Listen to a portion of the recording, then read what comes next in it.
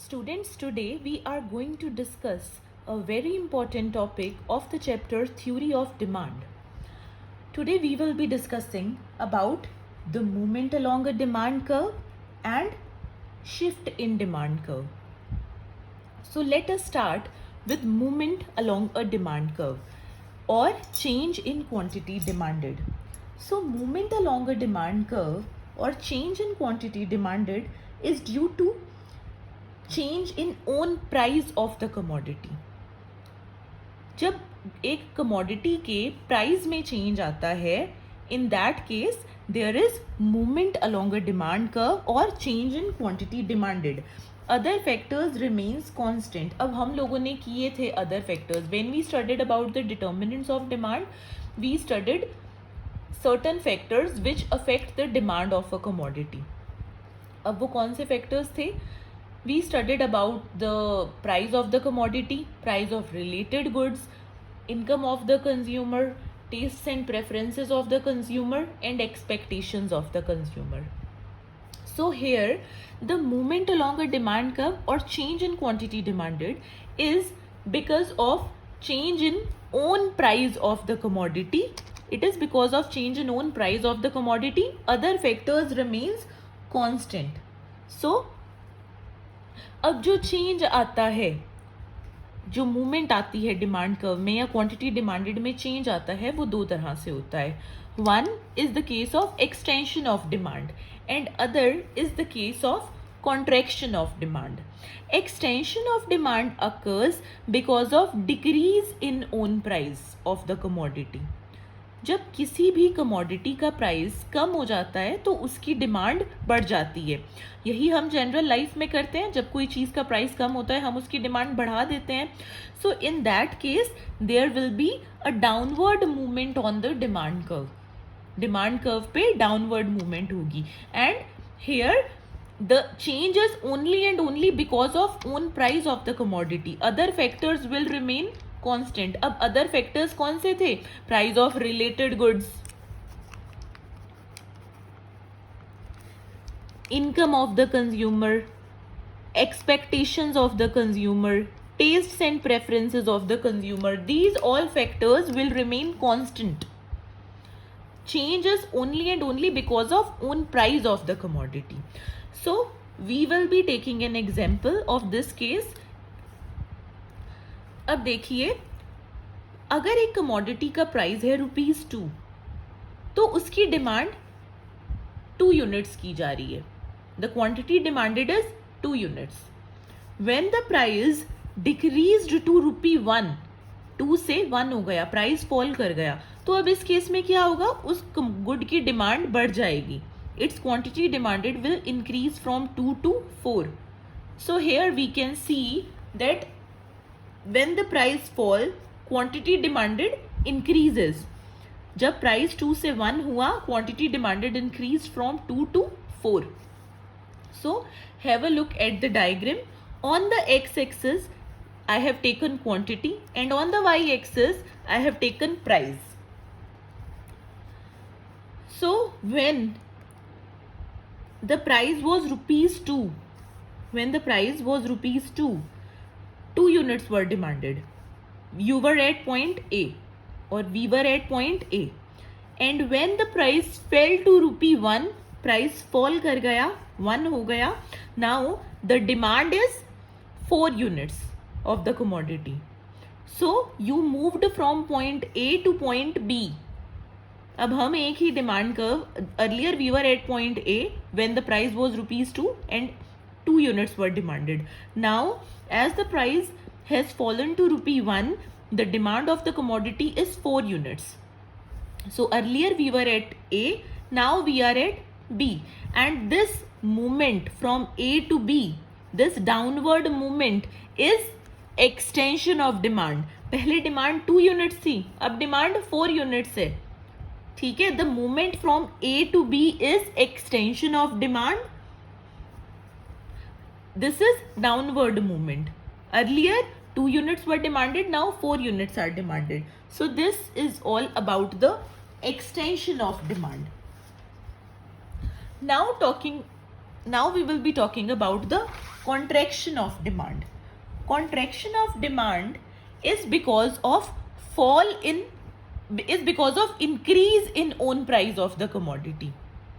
जब किसी भी चीज का प्राइस इंक्रीज हो जाता है, अगर किसी कमोडिटी का प्राइस इंक्रीज होगा तो उसकी क्वांटिटी डिमांडेड क्या होगी, फॉल कर जाएगी. कोई चीज एक्सपेंसिव होगी तो हम उसे कम डिमांड करेंगे, उसकी डिमांड कम हो जाएगी.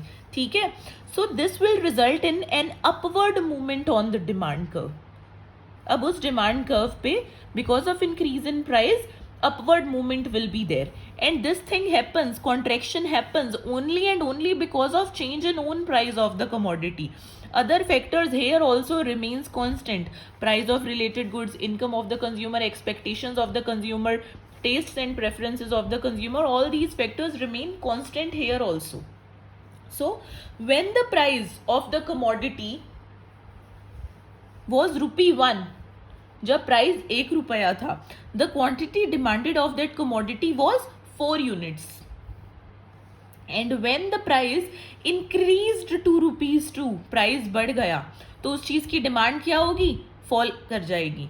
When the price increased from ₹1 to ₹2, the quantity demanded fell from 4 units to 2 units.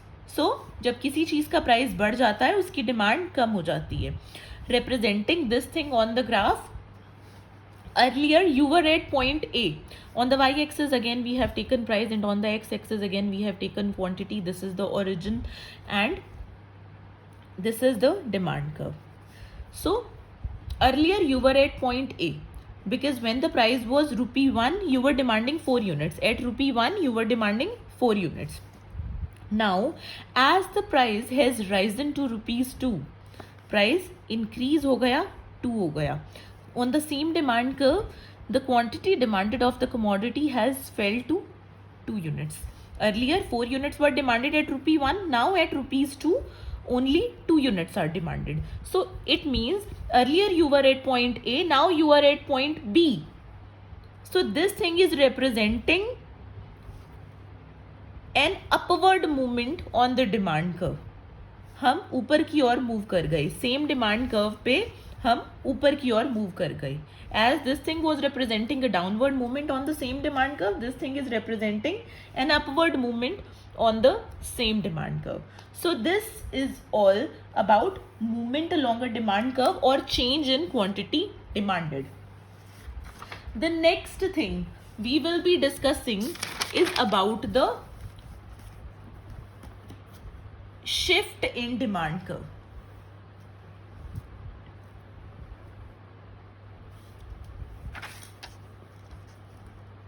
Shift in demand curve. So this shift in demand curve or change in demand, shift in demand curve or change in demand, the topic we have discussed was movement along a demand curve or change in quantity demanded, but here we are going to discuss about the shift in demand curve or change in demand. Now this shift occurs because of change in other factors, price remaining constant. अब इस case में क्या है, price constant रह रहा है, जो change आ रहा है वो अदर फैक्टर्स में आ रहा है. अदर फैक्टर्स कौन से थे, price of related good, income of the consumer, taste and preferences of the consumer, expectations of the consumer. अगर इन फैक्टर्स में से किसी भी फैक्टर में चेंज आएगा तो क्या केस होगा, शिफ्ट इन डिमांड कर्व और चेंज इन demand curve. Movement same demand curve पे थी बट शिफ्ट के केस में नई डिमांड कर्व आ जाएगी.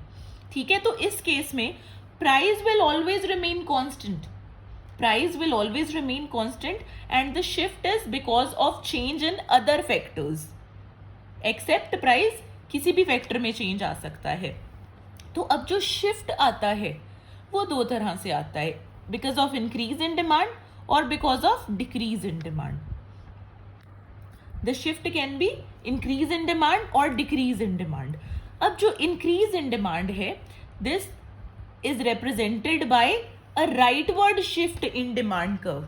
जब डिमांड कर्व राइटवर्ड शिफ्ट हो जाती है, फॉरवर्ड शिफ्ट हो जाती है, आगे की ओर शिफ्ट हो जाती है. यू कैन सी जब earlier the demand curve was D, now it is D1.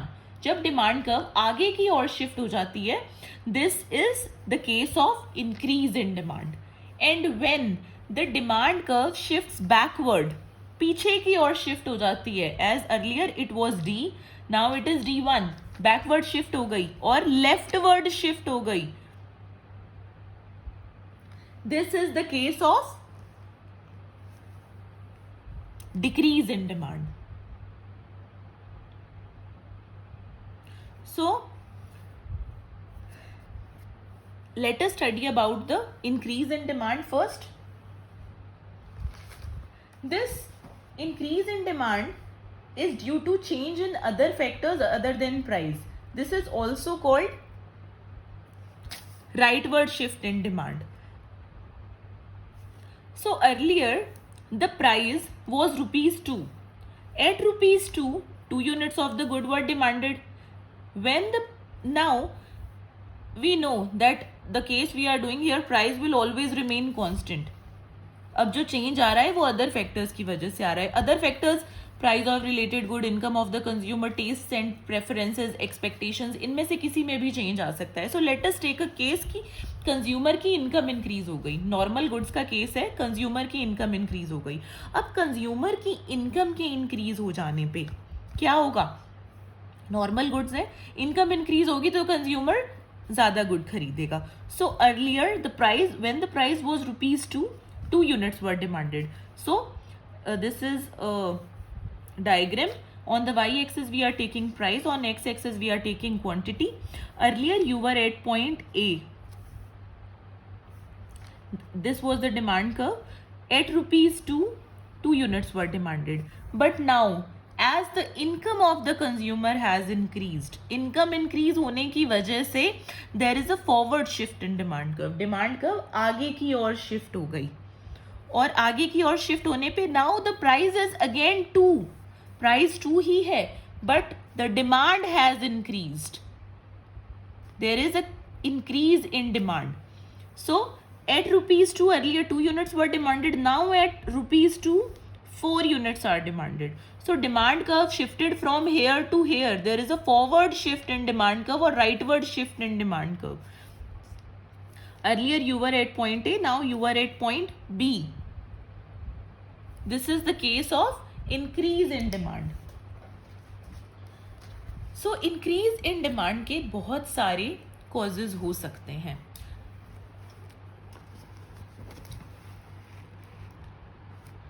Increase in demand can be because of increase in income of the consumer. When the income of the consumer increase, demand increase हो जाएगी. When the price of substitute goods increase, जब substitute good का price increase होगा, in that case also income will increase.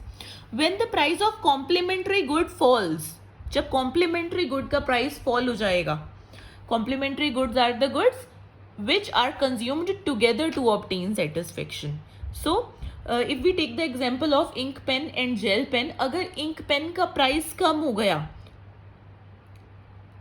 we are taking the example of ink pen and ink. ink pen का price कम हो गया तो ink की demand भी बढ़ जाएगी. When the price of complementary good falls, ink pen का price कम हुआ, इंक की डिमांड भी बढ़ जाएगी. ठीक है. So this is also the cause of increase in demand. Then increase in demand occurs if the number of consumers increases. अगर हम मार्केट डिमांड फंक्शन की बात करें तो वहाँ पे मार्केट डिमांड फंक्शन में हमने इंडिविजुअल डिमांड फंक्शन के अलावा 2 और डिटर्मिनेंट्स किए थे. That were distribution of income and number of buyers. अगर नंबर ऑफ बायर्स इंक्रीज हो जाएंगे, किसी भी गुड को खरीदने वाले लोग इंक्रीज हो जाएंगे, then also demand will increase for that particular good. If the tastes and preferences of the consumer are favorable for a good, तो उस चीज़ की डिमांड भी इंक्रीज हो जाएगी.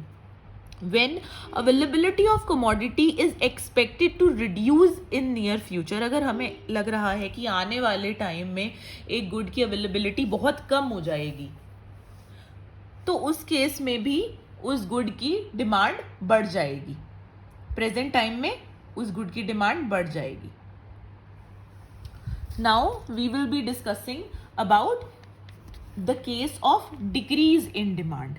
decrease in demand also occurs because of change in other factors, price remaining constant. अब यहाँ पे क्या आता है, there is a leftward shift in demand curve. There is a leftward shift in demand curve, or you can say backward shift in demand curve. ये है decrease in demand का case. You can also call it backward shift in demand curve. Here demand curve will be shifting to the left. So earlier price will remain constant. Earlier when the price was ₹2, quantity demanded was 4 units. And now because the income of the consumer has reduced, अब किसी भी और factor की वजह से change आ सकता है, price of related good, income of the consumer, taste and preferences, expectation, किसी भी डिटर्मिनेंट की वजह से चेंज आ सकता है. So we will be for simplification we are taking the case of income of the consumer. अगर एक नॉर्मल गुड्स का केस है, कंज्यूमर की इनकम डिक्रीज हो गई. अगर एक कंज्यूमर की इनकम कम हो जाएगी तो वो गुड्स को कम कंज्यूम करेगा, वो गुड्स की डिमांड कम कर देगा. When the price was ₹2, quantity demanded was 4 units. So the consumer was at A. On the y-axis price is there, x-axis quantity is there. This is the origin. This is the demand curve, initial demand curve. So when the price was ₹2, 4 units were demanded. Now the price is same. Price में कोई change नहीं आया because the condition is price remaining constant. Price will remain constant. Change is because of change in other factors. We are taking the case of income. Income decrease हो गई. Income के decrease होने पे क्या हुआ, consumer ने अपनी demand भी कम कर दी. डिमांड कम की तो अब भी ₹2 पे प्राइस में कोई चेंज ही नहीं आया है, तो ₹2 पे वो 2 ही यूनिट्स डिमांड कर रहा है. ₹2 पे 2 ही यूनिट्स डिमांड कर रहा है. Earlier at ₹2 he was demanding 4 units. Now at ₹2 he is demanding only 2 units. So there is a backward shift in demand curve. Demand curve पीछे की ओर शिफ्ट हो गई है, और you can say leftward shift in demand curve.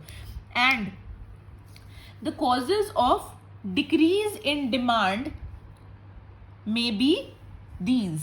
There are any of these can be the cause of decrease in demand. So the first case is when income of the consumer decrease. अगर एक consumer की income कम हो जाएगी तो वो अपनी demand कम कर देगा और डिमांड कर्व लेफ्टवर्ड शिफ्ट हो जाएगी. When price of substitute goods increase. जब सब्सटीट्यूट गुड्स का प्राइस इंक्रीज हो जाएगा. सब्सटीट्यूट गुड्स कौन से हैं? Which can be used in place of one another, like tea and coffee, Coke and Pepsi.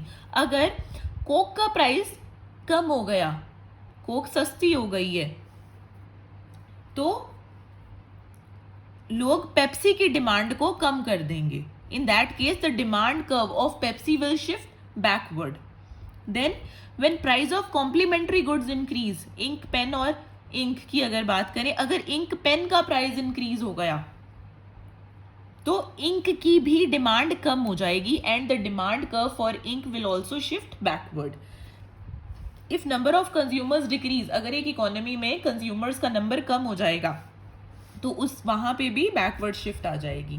If the taste of consumer is unfavourable, देखिए अगर consumers का टेस्ट टाइम के साथ चेंज होता जाता है, अगर किसी चीज़ का फैशन ट्रेंड कम हो गया तो उस चीज़ की डिमांड भी कम हो जाएगी. ठीक है. So when availability of commodity is expected to increase in near future, अगर हमें लग रहा है कि आने वाले टाइम में एक कमोडिटी की अवेलेबिलिटी बहुत इंक्रीज हो जाएगी, आने वाले टाइम में कमोडिटी की अवेलेबिलिटी इंक्रीज होने वाली है, तो उस केस में भी क्या होगा, कंज्यूमर्स उस गुड को प्रेजेंट टाइम पे कम डिमांड करेंगे. ठीक है. So in that case also demand curve will shift backward. So this is all about the movement along a demand curve and shift in demand curve. Thank you.